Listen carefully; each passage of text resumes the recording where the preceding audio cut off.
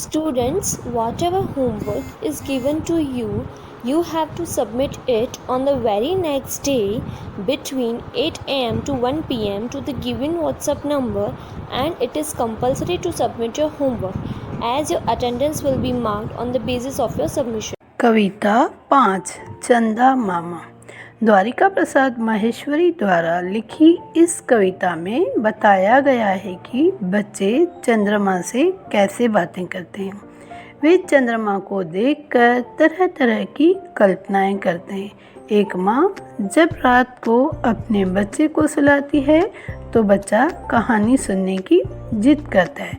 तब माँ उसे चंदा को मामा संबोधित करते हुए काल्पनिक कहानी सुनाती है और बच्चा कहानी सुनकर उसी तरह के सपनों में खो जाता है। कविता 5 चंदा मामा।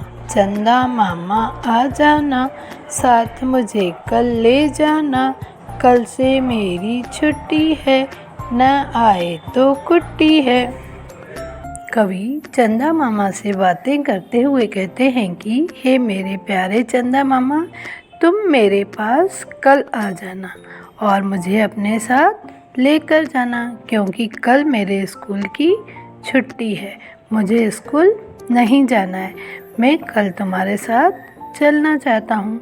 अगर तुम मुझे लेने नहीं आते हो तो मैं तुमसे कभी भी बात नहीं करूँगा, मैं तुमसे कट्टी कर लूँगा। चंदा मामा खाते लड्डू आसमान की थाली में, लेकिन वे पीते हैं पानी आकर मेरी प्याली में।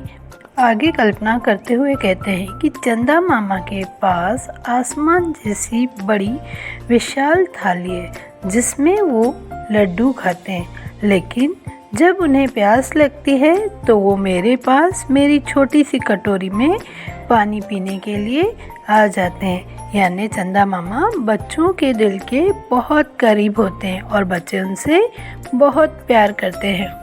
चंदा देता हमें चांदनी, सूरज देता धूप, मेरी अम्मा मुझे पिलाती बना टमाटर सूप।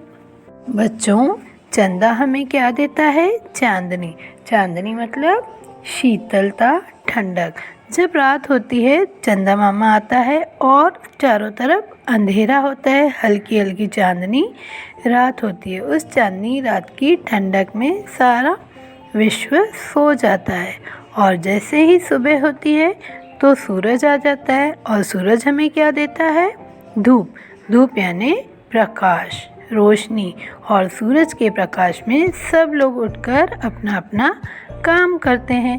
तब मेरी मम्मी भी मुझे टमाटर का सूप बनाकर पिलाती है। थपकी दे दे कर जब अम्मा मुझे सुलाती रात में, सो जाता चंदा मामा से करता करता बात में।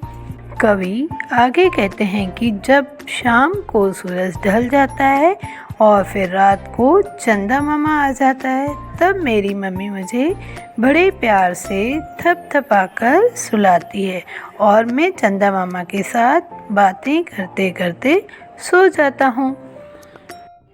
अभी हमने कविता चंदा मामा पढ़ी और इसका अर्थ भी समझा। इस कविता का उद्देश्य है बच्चों की कल्पना शक्ति को जागृत करना। बच्चों, अब आपको कविता सुंदर अक्षरों में लिखनी है और याद भी करनी है।